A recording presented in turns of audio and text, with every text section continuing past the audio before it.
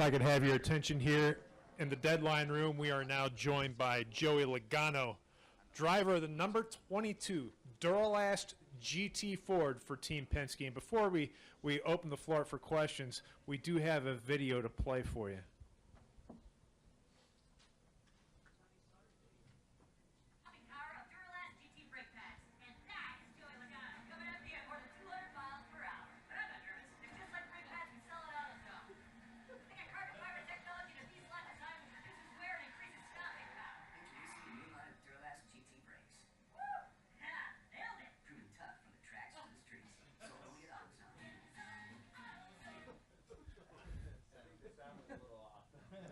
I'll tell you what, that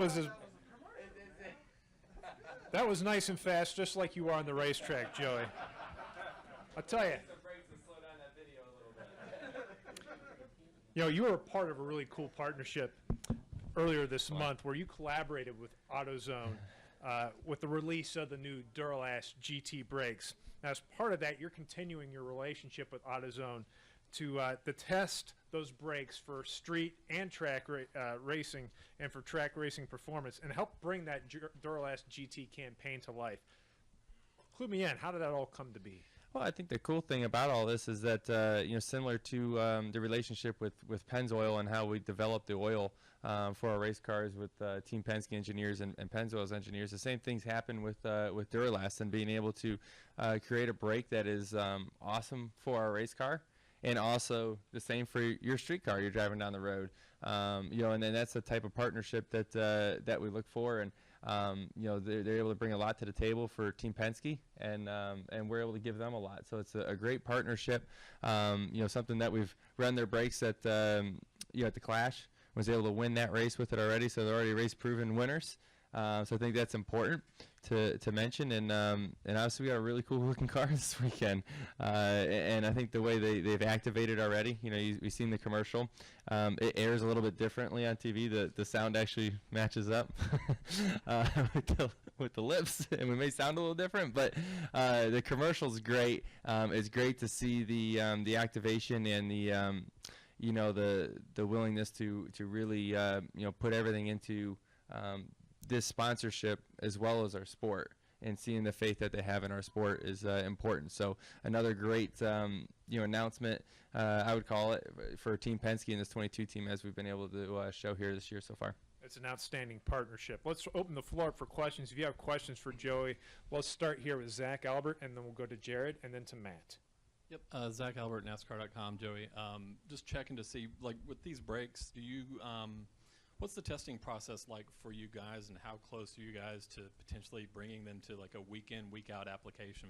Yeah, so that's challenging, right? Because we don't get to test very often with the actual race car on the racetrack. So, you know, we all know that testing, you know, back at home and on the rigs and all the machines and you know, obviously going through all that is one thing. And then when you put it on the race car is a different thing. So with the testing bands that we have in NASCAR is a challenge to introduce it, but it's something that we need to make sure it's proven, obviously, as we get it onto the racetrack, and there's no doubt in my mind it's going to get there. They're really good, you know, the races I have run them. So, you know, as I said, I'm excited about the partnership and where this can lead to making our race car faster. Okay, we'll go to Jared, then to Matt Weaver, then to Aaron, then to Mike. Yeah, Joey right here. Jared Turner, Edset Marketing. Hey, Joey. Hey, oh, you're back there. I mean, I was looking all over. It's all good, man. It's all good. I had a question and one quick follow-up. What, in your estimation, is the key, or what are the keys to being successful at the 500-mile races and, of course, the 600-mile race being the Coke 600? Is there some common thread among drivers that succeed in those long events? You know, to me, I think the big thing is just obviously keeping cool and positive throughout the event. You know, most of the time, if you have 500 or 600 miles, it presents a lot of opportunities for mistakes, not only from yourself or your race team, but from other race teams. And it also presents an opportunity to recover from those mistakes. So I think, you know, obviously a lot of teams, sometimes you have a mistake and it snowballs and it keeps getting worse and worse and worse. If you're able to overcome that and get something out of it, you're able to make up a lot throughout the day. So I think those 500-600 mile races, I mean, it's just they're long and grueling, and we say 500-600 miles, but 500 laps here at Martinsville is just as long a lot of times, and so these cup races in general are long, and our team this year has been able to recover a lot to get solid finishes out of our cars, and that's a lot of times because our cars have been pretty fast this year, and I think that's just like they've been last year. But when you have a quick car, you're able to recover a little easier as well. Yeah, and just looking ahead to the road courses in Sonoma in particular, the racing there at both road courses really has been so crazy the past few years. When you think about adding stages into the mix, how does that affect strategy? How does it affect the races on the road courses? Possibly more at those racetracks, and particularly Watkins Glen, than any other racetrack probably so far. A lot of times we go to Watkins Glen and there's always the talk of the 2-stop or 3-stop strategy. Well, I don't really know how that's going to work out, because now you actually know when the cautions are going to fall, and you're racing for points, but obviously you can pit and not go down a lap, and there's not much tire fall off. So I don't know. That's why Todd gets paid the big bucks to make those decisions. I always tell him, I say, let me drive the car and you call the race, and that's how that's going to work out. But there's going to be a lot of different strategy on how that plays out. Okay, we'll go next to Matt, and then up here to Aaron. Matt Weaver, AutoWeek.com. I found it really fascinating last week at Auto Club that your teammate Brad Keselowski suffered a lot of damage on his car, but was still able to drive it all the way back to second place. A couple of years ago, that probably wouldn't have happened at a place like Auto Club. Are we now at the point with the development of the Gen 6 car to where we have that car that we wanted, where we said we wanted mechanical grip, not a dependence on aero? How close are we to that kind of magic formula? We're always going to depend on aero. We're never going to be able to take that away. We can't unlearn what we already know. We can try to make the cars less aero dependent, which we have, for sure. I definitely know that the damage that was on Brad's car wasn't helping him. I can promise you that. But they did a good job fixing it to where it was still competitive. And I think when you have all those restarts at the end and all those different strategies and all that stuff, they were able to work on their car, get their balance right, and then be able to capitalize on those restarts at the end to get a second place finish. So, I think a lot of things lined up just right for them to be able to recover from the damage that they had. But our cars are still aero dependent. That's always going to be that way. It's just the severity of it, and it seems like that has backed off some. And second, a couple of years ago, you and Brad were on the front row, and you guys would kind of trade who ended up in front. Excuse me. How important is it that you have a teammate starting there beside you that can kind of give you a break to let you get on the bottom, and how damning is it to be on the outside? It's awful to be up top. I can tell you that much. It's hard to find a hole. If you can't find one quick, you're in big trouble. So I was rewatching the race from the fall, and we were fifth coming out of the pits, and the 4 had a penalty, and we started fourth because of it, and we fell back to 10th or 12th from fourth place. So it is, yes, it's really bad to be up top. That's why you see all the games being played as we leave pit road, is everyone's trying to find a bottom starting position, and it's challenging. And as much as everyone keeps that gap closed, it's hard to find a hole back in. And if you can have a teammate to help you get in, that's it helps a ton, believe me. So it's very important to obviously work those relationships as best you can. Okay, we're going to go next to Aaron, then up front to Mike, Bob, and Jeff. Hey, Joey. First 500-lap race to feature stage racing here in Martinsville. This place is kind of known for chaotic finishes. I'm curious if you think, stages are valuable enough that we may see some of that chaos at the end of those stages, or what impact we might see on Sunday. Yeah, these stage points they're huge. You can look at a lot of times at the end of the race, and someone that may have finished up front, and Brad, for example, last week he finished second and lost points to everyone around him in general. So these stage points mean a lot. So you have to race for them, and also the playoff point that comes along with it. If you're able to win the stage, that's a big deal. So they're not like you can just say, hey, just don't worry about the stage and we're going to focus on winning the race. You got to somehow worry about both. and a lot of times that's challenging, but a lot of other teams are doing the same thing. Okay, we'll go up front here to Mike, then to Bob, then to Jeff, and then to Randy, and then we'll close it off with Steve Richards. Mike Embry, USA Today. Joey, what's your thinking on substitute crew chiefs? What's the biggest impact there? Is it on the calls during the race, the car prep, general communication, driver to crew chief? What about that? I think it's just the general communication is very challenging for, if you have a new crew chief or someone different you're working with. But a lot of times it seems like the engineer that the race engineer you typically work with is typically the one that takes over, and you work very closely with them. You almost work as close with the engineer as you do your crew chief. So that relationship, and he knows what's going on week in and week out to kind of keep the trends going of what you've been working on and what's been working for you. And obviously, as that communication is still going to be with your crew chief, it's just going to be distant, right? It's going to be harder to communicate. But, obviously, a lot of times you can say something on the phone or say something in person, and it's a lot different on the way you react with your body language. So I think that's definitely a big challenge, but it seems like, these days teams are really strong and have a lot of depth that can, kind of overcome that for a certain period of time. I think if it's a very long time, it's going to gradually eat away at you. But I think for a few weeks, a lot of teams can handle it very well, surprisingly well. Go next to Bob.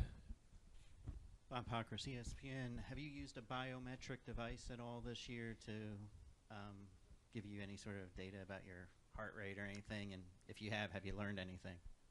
I have, and I learned that I'm going crazy inside the car like I think I was. My heart rate's ripping in there, but I've also realized my heart rate really doesn't slow down much. I'm pretty antsy in general, so I'm pretty wired. That's what I've learned. But it's cool to see your heart rate, on particularly restarts, and then as a long run kind of comes, it comes back down a little bit, and then the elevation is usually about 10 beats at the end of the race. And all of a sudden, it's like my peak heart rate is at the end of the race every week, consistently. I thought something was interesting to all that point as well, as I thought, Daytona was just as high as Phoenix. And, physically you're working a lot harder at a track like Phoenix. But, I guess you're just the intensity you have to have raises your heart rate a lot. Go next to Jeff, then to Randy, and then to the back to Steve. Jeff Gluck from jeffgluck.com. You tweeted a picture of this car desk you have, and on the wall there was a picture. You have something framed that says, "I need a new handler with shoes and a hat." What's the story behind that? Oh, that's funny. So when you race quarter midgets growing up, your crew chief, or whatever you want to call him, is your handler, which is typically your dad. And we always had the running joke around there, and everyone would always say, "I need a new handler." That's what they would say to me all the time. And so someone made me that shirt. I don't remember who made me the shirt, but I ended up wearing that shirt like every weekend all the time when I raced. It was funny. Around the racetrack, we thought it was hilarious. And so I had that and the shoes I raced with and all that type of stuff. My parents gave that to me for Christmas a couple years back. I thought it was really cool. Yeah. Mm-hmm. Mm-hmm. Barry Richmond, Piedmont Broadcast and WAKG. With all the discussion about repaves at various tracks, and of course the most recent that you all have visited was Atlanta, what makes a good surface racetrack? What is it that you're looking for that makes it fun for you to drive, and I guess as well as for you and your competitors? Yeah, basically you want a track that's you're able to move around, a track that wears out tires. I think those are the two biggest things. Bumps are great. It's good to have that. It definitely changes up the racetrack a lot and the way you set it up and makes it a pretty big challenge. But I think for the most part, having a track that has a lot of tire fall off, we saw it last week in Fontana. The strategy gets crazy, especially at the end of the race, and it gets pretty exciting, especially when the track's that wide as well, right? So you're able to, if you had a faster car or newer tires, you're able to get around people, and particularly restarts, with having that much room. So I think that's when we look at a good racetrack. And all honesty, I look at Auto Club as being one of the best, maybe the best track we go to. Okay, and Steve. Steve Richards, the PRN. Speaking of repaves, Texas, what do you expect going there, Joey? I don't know yet.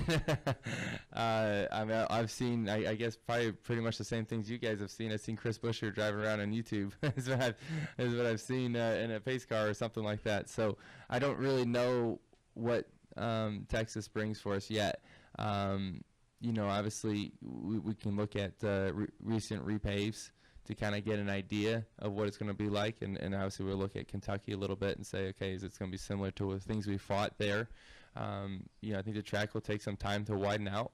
But hey, when you look at turn 1 and how wide it is now and how flat it looks since they repaved it, I don't really know exactly where we're going to be running, if the track's going to widen out or not. Usually it takes a little bit of time to do that. But, we've seen Kansas as a repave as probably the best repave that we've seen.